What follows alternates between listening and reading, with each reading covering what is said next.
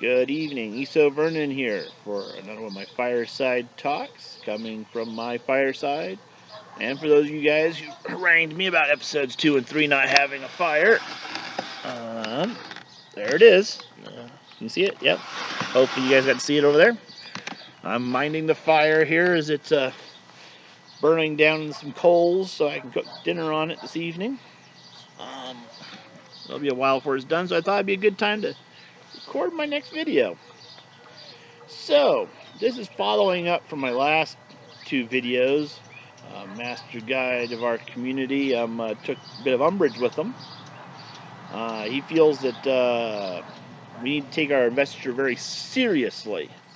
He felt I wasn't taking it seriously enough, and that involving the kids too much invites us for too many mistakes when doing the ceremonies, and I have issue with that. So let me start with Pathfinders. It's supposed to be a safe place for kids to learn skills and learn to do new things. One, if we're doing it for them, they're not learning new skills or doing new things. Them watching us for years doing drill and then expecting them to do it one day when they're a leader on their own is like me watching my wife bake bread for years and I decided I'll just go bake the bread. There's some hands-on practice that goes into baking bread. You would not want me baking bread for company just because I've been watching my wife bake bread for 15 years. Probably won't work out right. I need practice baking bread. And the kids need practice doing and leading out. Part of club ministries is learning how to lead out. We start from the very simple parts of friend, where it's just knowing how to say the pledge and law and where to stand in the formation, to guide, where you really should be leading out in the pledge and the law. If you look at the curriculum, it's building you from one spot to another. And in the old curriculum, you used to have the drill requirements, and that really built you from one spot to another, because to earn your advanced drill honor, you had to call out 2 flag ceremonies, or participate in 2 flag ceremonies. If the top master guides in the church are doing it for you, you certainly aren't earning that. And this also brought up a discussion. The manual says that your highest level Pathfinder should be leading out in some of these things. A lot of our leaders are confused on that, I think, because they read highest level Pathfinder and they're thinking staff, the master guides that are involved, who's been here the longest, who has the biggest red star on their uniform. He has been here for 35 years, he's been here for 31. That's not what the manual's talking about. When it says the highest ranking Pathfinder, it means a kid who's been invested between friend and guide who's not staff yet. Okay, anytime the manual says Pathfinder, it's not talking staff or the master guides. It's talking Pathfinders, as in those kids 5th to 10th grade and the TLTs. It's not talking about adult staff. I'm sorry. We love Pathfinders. We're Pathfinder staff. We're not the Pathfinders. Okay? So if it says the highest ranking Pathfinder should be holding the flag, it's not talking about a master guide who's been here 30 years and has an AYMT, has all the AYMTs and the old PLA and the PIA, and that's not who they're talking about. They're talking about the master guide who's been here all the years, has 3 good conducts, he's done the advanced master guide, he's part of the TLT program, and he has the conference Pathfinder of the Year award. That's who he's talking about. The Pathfinder who's earned the most, the highest level Pathfinder in your club. So when you're talking about making sure your best Pathfinder is leading out in a ceremony, that's who we're talking about, not the most accomplished staff member. And I think that's where some of this confusion is coming from, because they're like, we need our best Pathfinder to lead out, and then they start talking about Master Guides who've been calling the drill perfect for 10 years. There's a bit of a disconnect here, okay? That Pathfinder, that Master Guide has been calling the drill perfect for 10 years. He should be the guy teaching that Pathfinder how to do it perfectly, because he's been doing it perfectly for 10 years. And he has the knowledge to teach the Pathfinder to do it as best as he can. That is what should be happening, not doing it for the children. I've seen many mistakes happen in investiture ceremonies and induction ceremonies and flag ceremonies at camporee and fairs. It's not the end of the world. What might be the end of the world is how you deal with it, though. If you deal with it badly, and the kids know you're dealing with it badly, or you go deal with it badly to the kid who made the mistake, you are doing a lot of damage. These kids are growing. They are their self-esteem is on the line. The bug wants to eat me. They need built up. If they make a mistake and you're all in their face about how they did it wrong, that kid's ruined. And you're the one who did it. If the kid calling how to say the pledge and they put their hand in the wrong spot and the whole congregation followed them putting their hand on the wrong spot, it's not the end of the world. Was it not perfect? Absolutely, it wasn't perfect. But how you responded to it is the big deal. If that kid comes down afterwards, like, hey, Jimmy, did a wonderful job. You forgot, though, we put our hand over this side, not this side. Sorry. Oh, did I do that? I'm always getting that confused. I know. It's okay. Next time you got it right, though. Yep, we're going to do it. Like, oh, I got it next time. I'll have it perfect. I knew you would. Great try. It was wonderful. I built the kid up. Kid comes down, you're like, didn't we talk about this? How many times have we had to talk about this in the meeting? Where does that hand go? I can't believe you did that. Not the same discussion, okay? And I see a lot of that too when visiting my clubs, and I end up talking to a lot of leaders quietly on the side that's not building the kids. That's not helping the kids. I know people look at our uniforms. In fact, we march and they sort of treat us like a faux military almost kind of organization. That's not who we are. We're scouting is what we do. And really that's not what we do. We're a ministry. We are in the business of preparing teenagers to turn into young adults who are capable of presenting and ministering to others. That's what we're doing. My biggest tool in my box is scouting.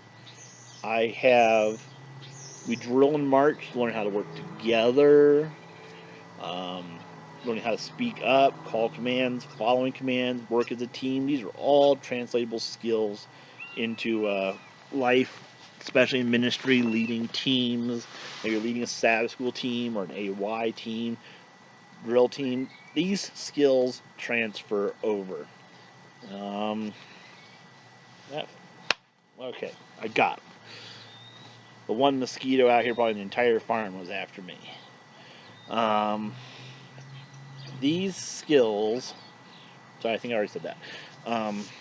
They transfer over, but only if we build these skills.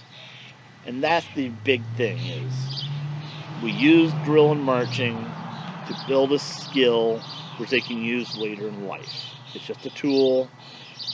We don't need to get all stuffy into the marching thing and suddenly think we're in boot camp suddenly or in the Marines. That's not what's going on, all right? So, if you're too stuffy, please don't be too offended if I say take a chill pill. We're doing it for the kids, to teach the kids, to help the kids grow. Now, I'm going to present you two stories here. Anybody knows me knows that was coming. He likes to tell stories. Jesus is one of my mentors, and he loved telling stories, and so do I. So, and you can see if these situations were handled well or not. So first I was at a division PBE. They're supporting my Pathfinders, and like most of the leaders volunteering to help run the PBE. A lot of these big union division events are on the backs of the conference leaders who support and help run them, the local master guides of the community. So I was there helping, and I was sitting off to the side of a bunch of the other leaders, most of them around my same level, a lot of us 3-star folk. And as the beginning of the whole Vespers Friday night, and the flags come marching down, and they call the commands. They post the flags on the back of the podium, one of those flat ones you rent from Diamond Rental, and they walked off, and they did the pledge and the law and the song and all that, right? And as soon as we sat down, one of the leaders in our area is like, "Do you see what they did? They put it up wrong." They're like, "What's wrong?" "Well, the flags are wrong." And they started whispering. They're like 15, 20 of us, and they're all like, "The flags are wrong. They put these two of the flags in the wrong spot." And they were like, "Yeah, they're wrong." And somebody was like, "No, they're right." But pretty quickly, they had to explain to them that no, it's wrong, and they agreed, yeah, it's wrong. And everybody's like, "Oh, it's wrong." And they're getting themselves tied up in knots. It's wrong. And they agreed that it needed fixed. I mean, this is being broadcast around the country. Everybody can see this. And this has to be fixed. They're working themselves up into a state that this just has to be fixed. Some of them are even wondering why the division leaders up on the pulpit haven't noticed the flags wrong behind them, and why haven't one of them just fixed it. And they start doing the, somebody got to go fix it. You go fix it. Now, when a bunch of older folks start doing this, a lot of the leaders, they're 50, 60 around the division, right? Some of them older, some of them younger. I'm one of the younger ones, in the 40 range, right? So they start doing the poking thing. You go fix it. You go fix it. It worked its way down the line, and I was pretty much the end of that line. So the guy at the bottom's like, you're sitting on the bottom right. You go fix it. I do it by my knees. You go fix it. I'm like, oh, all right, I'll go fix it. And I sat there. And they're like, you're not going fixing it. The guy behind me is poking me. I thought you said you were going to fix it. Oh, I'm going to fix it. Well, are you going to go? Yeah, I got to go at the right time. Okay, but they're looking at me. Yeah, they know. Okay, he's looking for the right time. They're all looking at me like, I would have gone. What's his problem? Why hasn't he gone yet, right?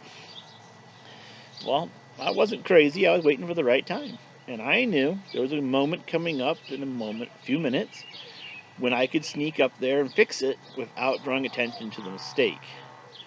And so they called for the big opening prayer thing, right? Everybody stands up again, because they'd just been, for the last few minutes while we were having our committee discussion, our informal committee, and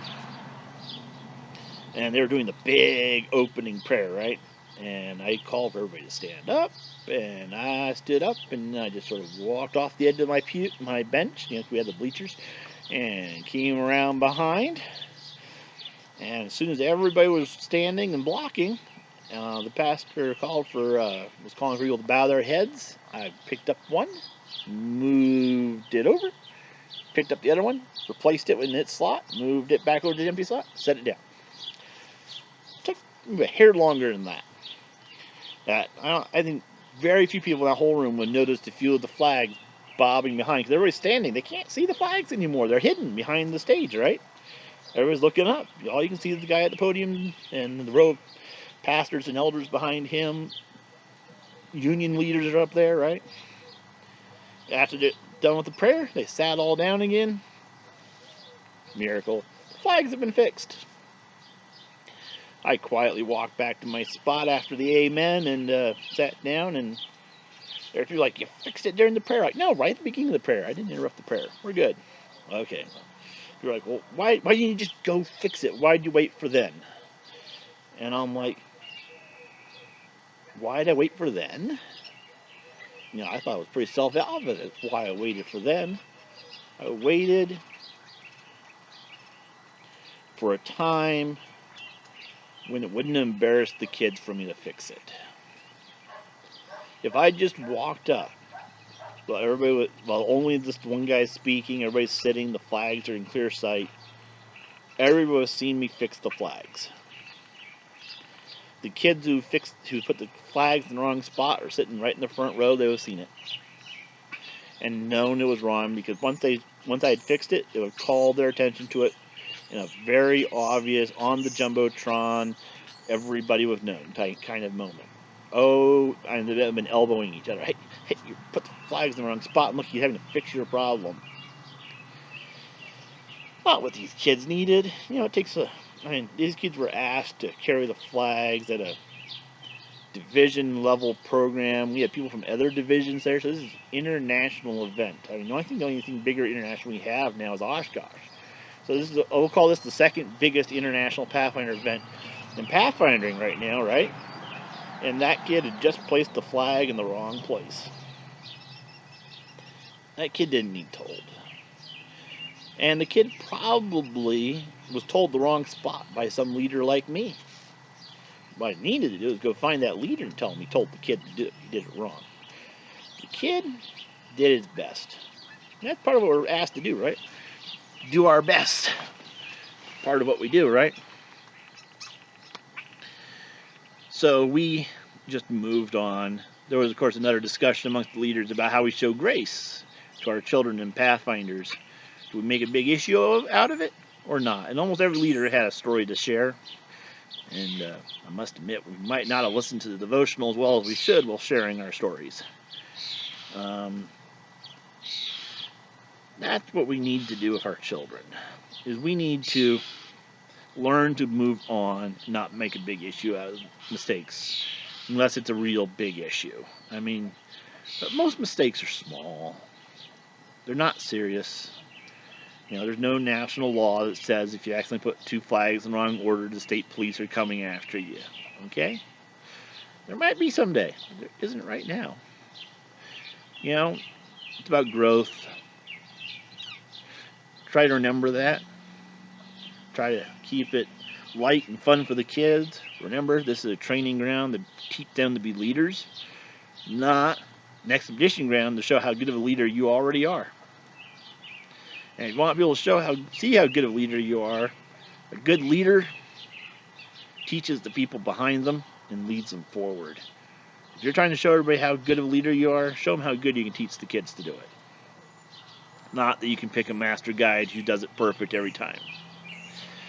So, that's my little chat from my fireside. Keep it calm, people. Watch your blood pressure. I probably raised a few of you guys while you listen to this.